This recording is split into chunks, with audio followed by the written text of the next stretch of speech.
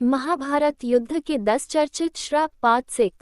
9वां श्राप। द्रौपदी ने घटोत्कच को श्राप दिया। जब घटोत्कच पहली बार अपने पिता भीम के राज्य में आया तो अपनी मां हिडिंबा की आज्ञा के अनुसार उसने द्रौपदी को कोई सम्मान नहीं दिया। द्रौपदी को अपमान महसूस हुआ और उसे बहुत गुस्सा आया। वह उस पर चिल्लाई कि वह एक विशिष्ट स्त्री है, वह युधिष्ठिर की रानी है, वह ब्राह्मण राजा की पुत्री है तथा उसकी प्रतिष्ठा पांडवों से कहीं अधिक है, और उसने अपनी दुष्ट राक्षसी मां के कहने पर बड़ों ऋषियों और राजाओं से भरी सभा में उसका अपमान किया है। जा दुष्ट, तेरा जीवन बहुत छोटा होगा तथा तू बिना किसी लड़ाई के मारा जाएगा। 10वां श्राप। राजा परीक्षित को श्राप।